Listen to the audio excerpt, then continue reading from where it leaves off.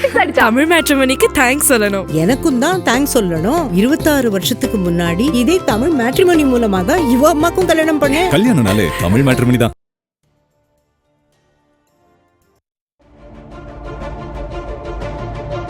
உரசும் விசிக, நெருங்கும் பாமக. விசிகவை அழுத்தும் காங்கிரஸ், மதிமுக. தாவேகா கூட்டணியில் உற்று நோக்கப்படும் நகர்வுகள்.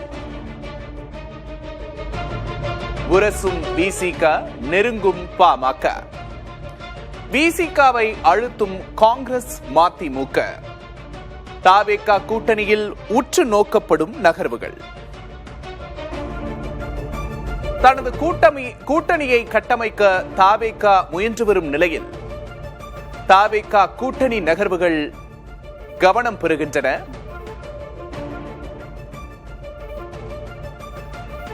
பாமகவோடு நெருங்குகிறதா தாவேகா? விசிகவை அழுத்தும் காங்கிரஸ், மதிமுக. தாவேகா கூட்டணியில் உற்று நோக்கப்படும் நகர்வுகள்.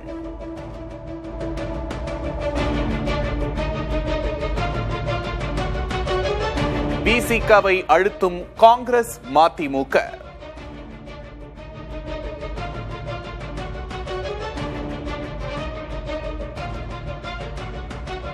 உரசும் விசிக, நெருங்கும் பாமக. தாவேகா கூட்டணிக்குள் விசிகவை அழுத்தும் காங்கிரஸ், மதிமுக.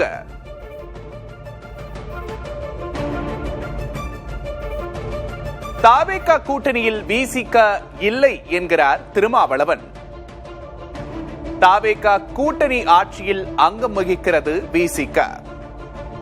தொடர்ந்து திமுக கூட்டணி குறித்து பேசி வரும் திருமா. தாவேகா கூட்டணியில் விசிக இல்லை என்கிறார் திருமா. ஆனால் கூட்டணி ஆட்சியில் அங்கம் வகிக்கிறது விசிக. தொடர்ந்து திமுக கூட்டணி குறித்தே பேசி வரும் திருமாவளவன் தாவேகா கூட்டணிக்குள் இருக்கிறதா விசிக? இல்லை என்கிறார் திருமாவளவன். தொடர்ந்து திமுக கூட்டணி குறித்து பேசி வரும் திருமா. கூட்டணியில் இருந்து கொண்டே பொதுவெளியில் பேசாதீர் என்கிறார் வைகோ. ஆட்சி உறவு வேறு, கூட்டணி வேறு உறவு என்கிறார் மாணிக்கம் தாக்கூர். திருமாவுக்கு வைகோ, மாணிக்கம் தாக்கூர் சொல்லும் செய்தி என்ன?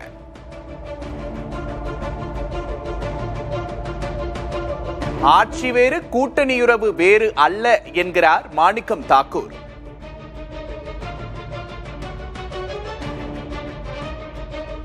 கூட்டணியில் இருந்து கொண்டே பொதுவெளியில் பேசாதீர்கள் என்கிறார் வைகோ.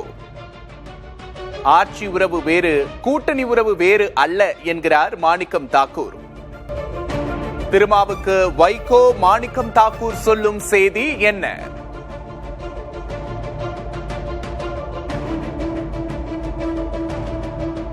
தாவேகா கூட்டணிக்குள் விசிகவை அழுத்துகின்றனவா மதிமுகவும் காங்கிரசும்? கூட்டணியில் இல்லை என்கிறார் திருமா. ஆட்சி உறவு வேறு, கூட்டணி உறவு வேறு இல்லை என்கிறார் மாணிக்கம் தாக்கூர்.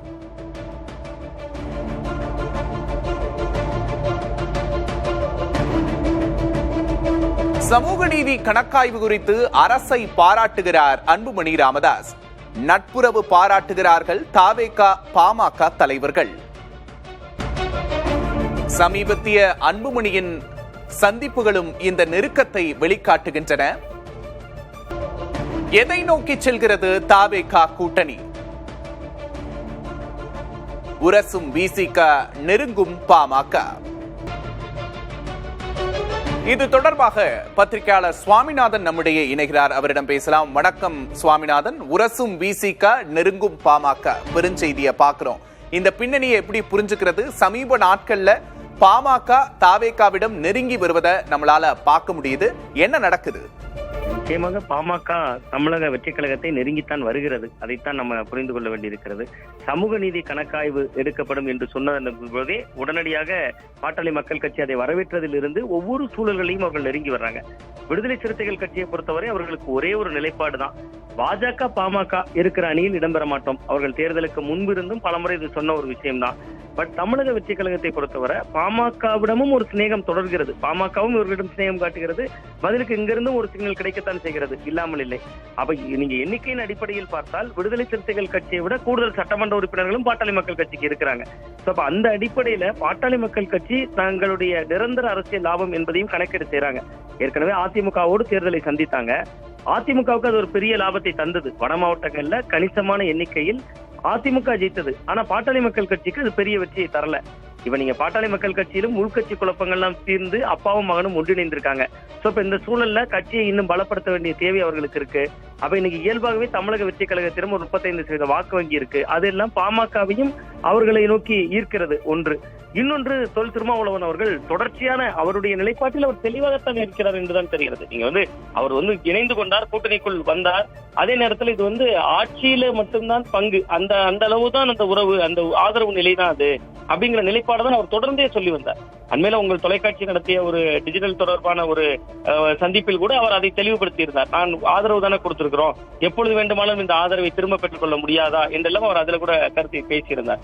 திருமாவளவன் அவர்களை பொறுத்த வரைக்கும் இன்னும் கூட்டணி நிலைப்பாடு என்பதுல திமுகவை முற்றாக அவர் புறந்தள்ளி விட்டு நிற்கவில்லை. அதுக்கு காரணம் என்னன்னா, ஒரு பக்கம் தாவேகா பாமகவிடமும் நல்ல முறையில் பேசிக் கொண்டிருப்பது அல்லது அணுகிக் கொண்டிருப்பது ஒன்று. இன்னொன்று, விடுதலை சிறுத்தைகள் கட்சியினுடைய நிரந்தர எதிர்காலத்தை பற்றிய ஒரு சில கவலைகளாக இருக்கலாம். ஆளூர் சானவாஸ் போன்ற அந்த கட்சியில் இருக்கக்கூடிய முக்கிய தலைகர்த்தர்கள் அவர்கள் இன்னுமே முழுக்க தாவேகா பக்கம் விசிக நகர்வதை விரும்புகிறார்களா என்கிற ஒரு கேள்வியும் ஐயப்பாடும் இருக்கு. இன்னொரு பக்கம் பனையூர் பாபு போன்றவர்கள் இடம்பெயர்ந்துட்டாங்க. ஒருவேளை இந்த நிலை தொடர்ந்தா, இப்பவே கூட்டணியை உறுதி செய்து கொண்டு அறிவித்தால் அது விசிகாக்குள்ள ஒரு உள்விகாரங்களுக்குள் சிக்கலை ஏற்படுத்தலாம் என்று அவர் நினைத்திருக்கலாம்.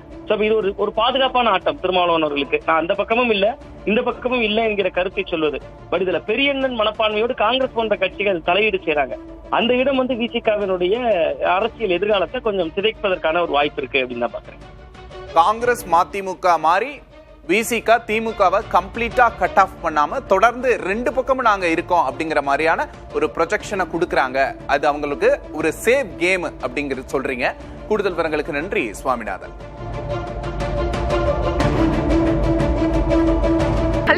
தமிழ் மேட்ரிமோனிக்கு தேங்க்ஸ் சொல்லணும். எனக்கும் தான் தேங்க்ஸ் சொல்லணும். 26 வருஷத்துக்கு முன்னாடி இதே தமிழ் மேட்ரிமோனி மூலமாக இவ அம்மாக்கும் கல்யாணம் பண்ணேன். கல்யாணம்னாலே தமிழ் மேட்ரிமோனி தான்.